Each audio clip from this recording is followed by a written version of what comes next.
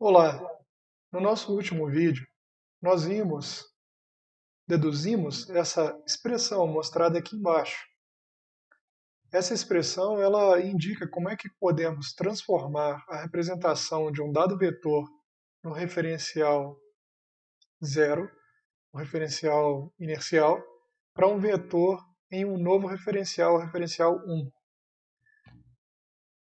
Nós vimos que essa transformação depende de uma matriz, essa matriz R de 0 até 1, que eu estou mostrando aqui, e nós vimos que essa matriz é uma matriz cujas colunas são formadas pela representação dos vetores no referencial antigo, do referencial antigo no referencial novo. Então, o vetor x no referencial antigo no referencial novo, o vetor y no referencial 0 no referencial 1, né? E o terceiro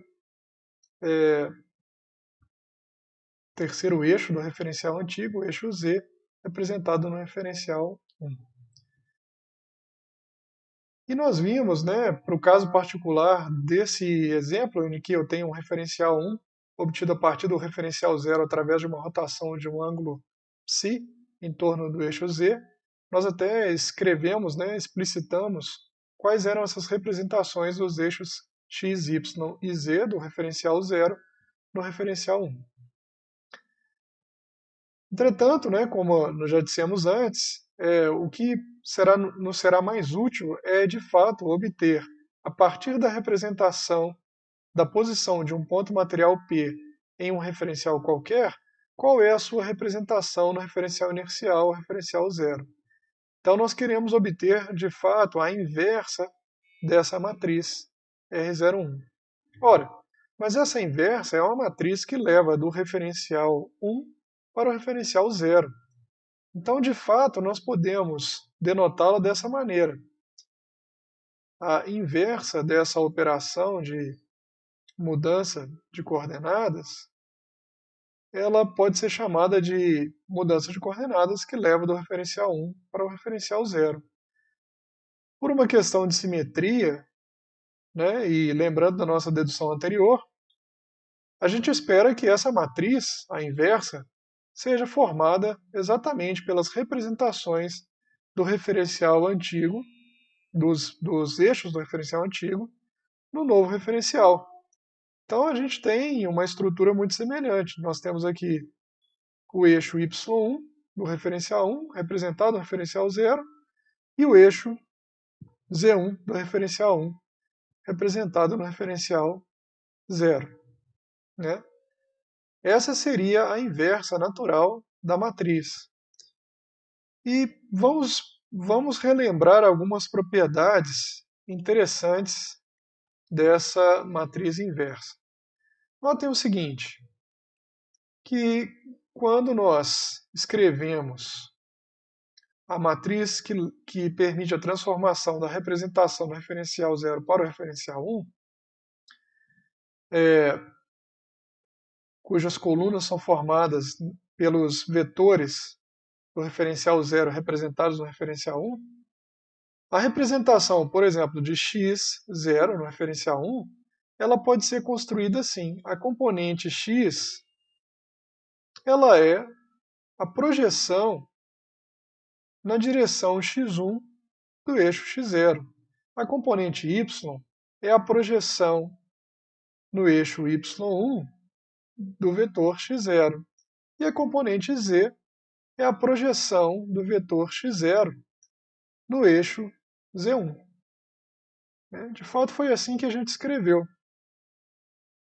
Da mesma maneira, nós podemos dizer que a representação do vetor y0 no referencial 1 é igual à sua projeção no eixo 1 do referencial 1, como sua componente na direção x, né?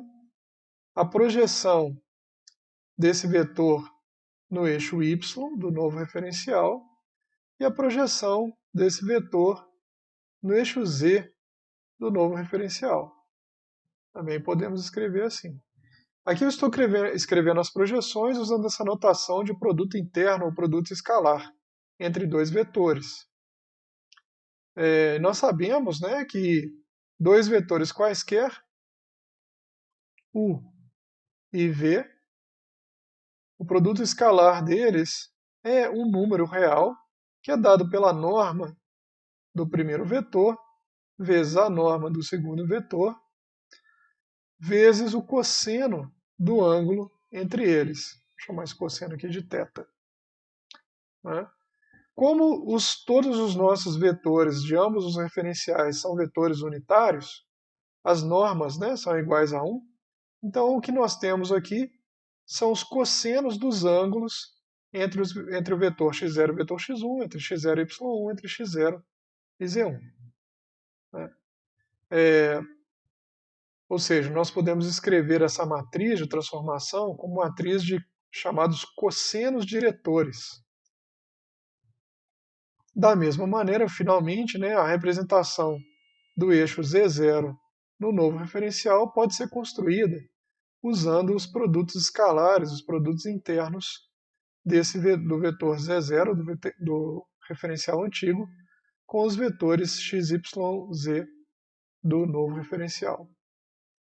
E essa aqui passa a ser, essa é a nossa, né, matriz que nós obtivemos na aula passada.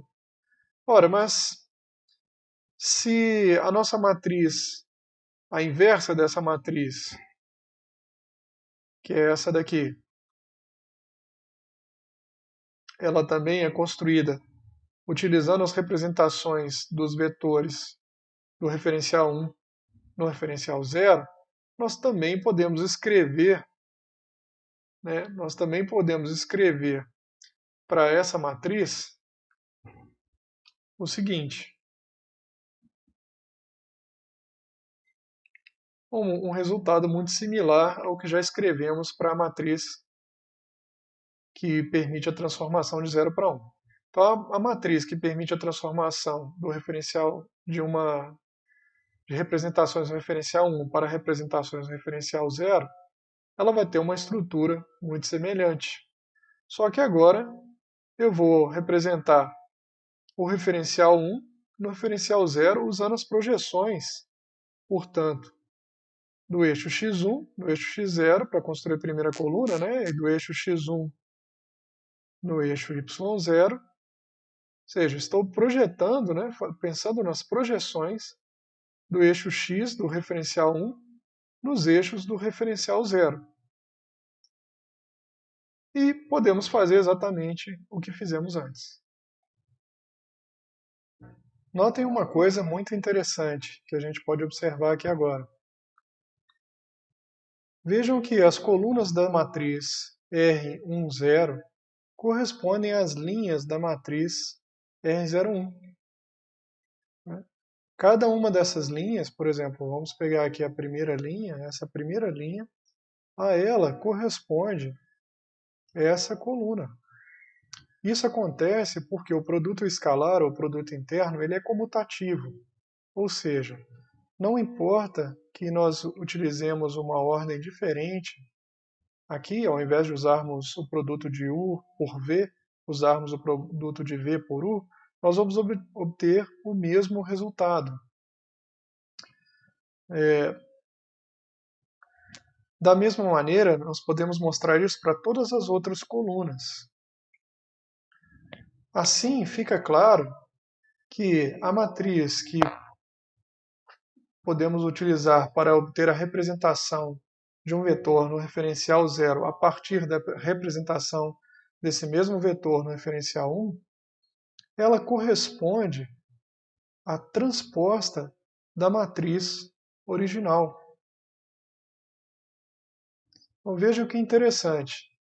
A matriz que estávamos buscando, que é a inversa da matriz original, é de fato igual à sua transposta. Matrizes que têm essa propriedade são chamadas de matrizes ortogonais. Isto é, a partir dessa conclusão, sabemos que a matriz R10 multiplicada pela sua transposta é igual à matriz identidade. Isso porque a transposta é igual à inversa da matriz. Esse resultado ele também pode ser deduzido a partir da observação de que um vetor qualquer representado tanto no referencial 0 quanto no referencial 1 tem que apresentar a mesma magnitude, ter a mesma norma, né? Uma vez que a transformação de coordenadas que nós estamos usando até agora, que foi uma rotação em torno de um determinado eixo, ela preserva a magnitude dos vetores, né? Então essa propriedade, a preservação da norma de um vetor, é muito importante para nós, porque nós queremos representar posições de pontos materiais em relação ao referencial inercial. Então essas distâncias, né, que são a norma dos vetores de posição, têm que se manter iguais, independente do sistema de coordenadas, né, usado para representar o vetor de posição do ponto material, né? Para a gente ver que isso realmente tem que acontecer, uma outra maneira de analisar essa situação é lembrar então que um dado vetor V, a sua representação no referencial inercial, ela se relaciona com a sua representação no referencial 1 por meio de uma matriz de transformação, né, matriz cujas colunas são dadas pelas representações dos eixos do referencial 1 no referencial 0, como nós já vimos. Ora, a norma dessa representação no referencial 0 ao quadrado, ela pode ser escrita como sendo a transposição, o vetor linha, do vetor V0, multiplicado pelo vetor produto escalar, né, com o próprio vetor V0, isso vai dar a norma ao quadrado, e isso vai ser, então, igual a, fazendo a substituição, né, que eu estou fazendo aqui, nós temos essa relação.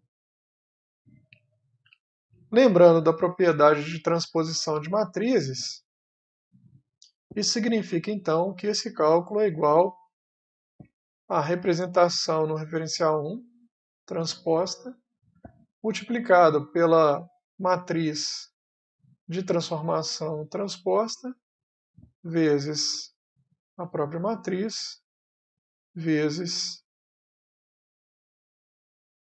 a sua representação no referencial 1. E nós queremos que isto seja exatamente igual à norma vista no referencial 1. Então, esse cálculo à direita tem que ser igual ao cálculo à esquerda, que é o cálculo da norma ao quadrado. E isso só é possível se esse produto for igual à matriz identidade. Fomos capazes, então, de mostrar que as matrizes de transformação de um referencial para o outro são matrizes ortogonais. Isso significa que são matrizes com a propriedade especial de que suas inversas são as suas transpostas. Além disso, se nós lembrarmos das propriedades dos determinantes de matrizes, a gente pode ver o seguinte, que o determinante desse produto, da transposta por ela mesma, ele é igual, segundo a propriedade dos determinantes, o produto dos determinantes das matrizes envolvidas no produto. E o determinante de uma matriz transposta é igual ao seu determinante. Então, dessa mesma matriz. Portanto, nós sabemos que o determinante de uma matriz de transformação de um referencial para o outro, ao quadrado, tem que ser igual ao determinante da matriz identidade. E o determinante da matriz identidade é igual a 1. Sabemos, portanto, que todas as matrizes de transformação de coordenadas têm determinante igual a mais ou menos 1. Se selecionarmos as matrizes que têm determinante positivo, igual a mais 1, nós estaremos selecionando um grupo especial de matrizes ortogonais. Dentre todas as matrizes ortogonais, todas elas têm determinante que é ao quadrado igual a 1, portanto seus determinantes são iguais a mais 1 ou menos 1, nós podemos escolher a partição, ou seja, nós podemos dividir essas matrizes ortogonais em dois conjuntos que são disjuntos, né? Não tem nenhum elemento em comum, e definirmos o conjunto especial das matrizes ortogonais no espaço tridimensional. E esse é o grupo das matrizes ortogonais com determinante igual a mais 1. A ideia de grupos em matemática é uma ideia muito poderosa. Um grupo é um conjunto de elementos para os quais está definida uma operação interna, uma operação algébrica, significando que uma forma de combinar dois elementos, uma operação binária, que a partir de dois elementos produz um outro elemento daquele conjunto, né? E além de ter essa operação binária, né, essa operação interna, um grupo tem certas propriedades relacionadas com essa operação interna. Em alguns grupos, essa operação pode ser comutativa, em outros grupos, pode existir um elemento neutro dessa operação, e assim por diante. No caso do grupo especial ortogonal das matrizes de transformação, se nós tivermos dois elementos, suponhamos que temos uma matriz RA e uma outra matriz RB que pertence ao espaço das matrizes ortogonais especiais no sentido já definido anteriormente, de apresentar um determinante igual a mais 1. Se tivermos essas duas matrizes, então uma terceira matriz formada pela multiplicação dessas duas primeiras, multiplicação matricial,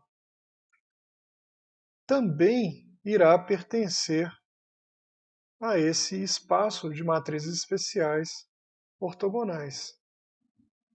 Como é que nós podemos provar isso?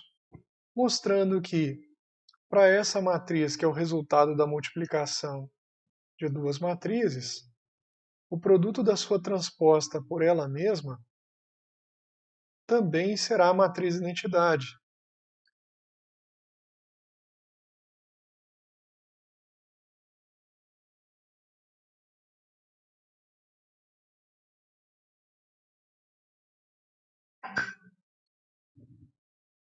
Muito bem, além disso, nós precisamos, agora que já mostramos que o produto dessa matriz obtida pela multiplicação, né, de duas matrizes pertencentes ao espaço das matrizes ortogonais especiais, também é uma matriz ortogonal, nós precisamos também mostrar que o determinante dessa matriz ele é também igual a mais 1.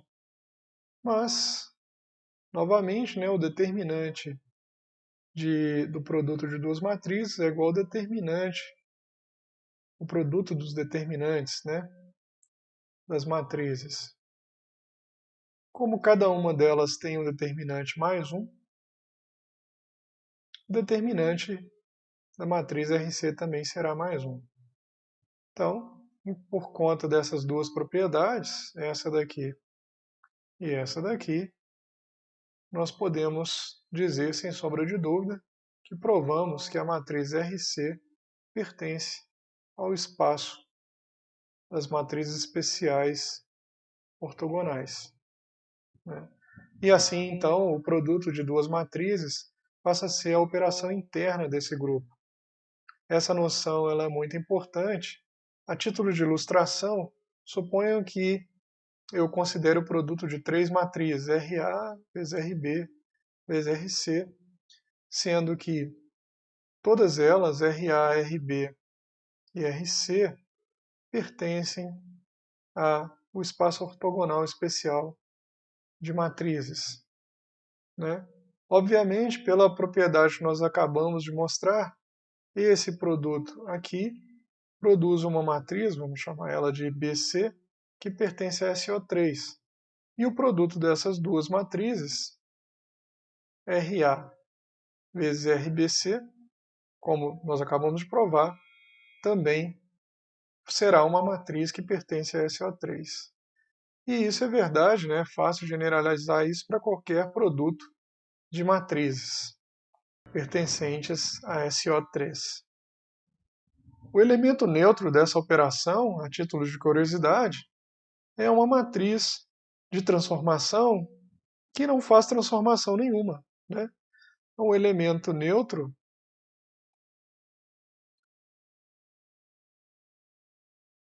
é uma matriz de transformação especial, chamada de ERE, que é nada mais nada menos que a matriz identidade, de fato. Certo? A matriz identidade ela não vai alterar de uma representação para outra, não vai fazer absolutamente nada. Mas vejam que o determinante dessa matriz é igual a mais 1, e essa matriz vezes a sua transposta, evidentemente, é igual à identidade. Então, pertence ao grupo das matrizes especiais ortogonais e é o elemento neutro da operação interna de multiplicação.